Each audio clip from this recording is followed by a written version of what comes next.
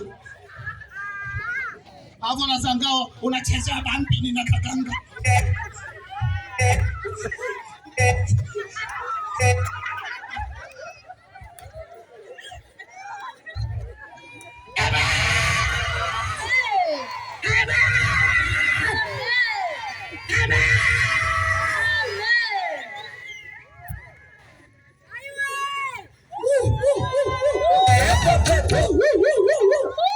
Hapa tu. Yeah.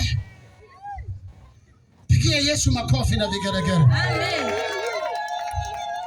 Amewapatia Bwana zake pesa nyingi kwa kuagua watu, maana ana pepo. Sasa tunaona uganga unatokana na nini? Na pepo. Unatokana na nini? Na pepo. Sasa hiyo ndio sema kwamba amepewa neema na Mwenyezi Mungu. Hapo sasa. Ulishasoma andiko gani? Linalosema hivi. Mimi ninayo hapa.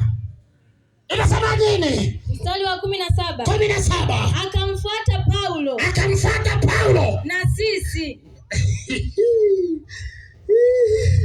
Akipiga kelele. Akifanyaje?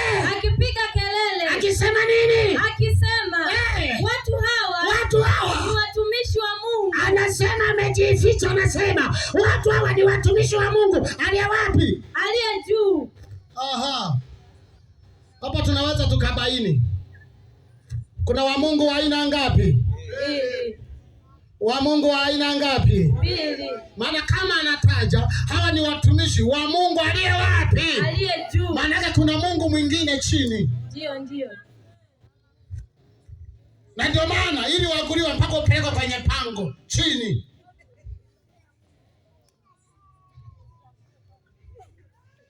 Nani anatabasamu hili? Nani anatabasamu hili? Mwangalia tu jirani yako, ukiona amenuna usipate shida. Ukiona amekasirika anakwambia tuinuke hapa, usipate shida. Amen. Inasema nini? Wenye kuwahubiria. Anasema wenye kuwahubiria Njia ya wokovu. Njia ya nini? Ya wokovu. Pepo mwenyewe anakiri. Ndio. Yaani pepo mwenyewe, mganga mwenyewe anakiri kwamba wako watu wenye kuwahubiria habari ya nini? Habari ya nini? Yeye anajitoa kabisa. Yeye hahubiri habari za wokovu. Yeye anahubiri habari ya kifo, ndio kinyume chake.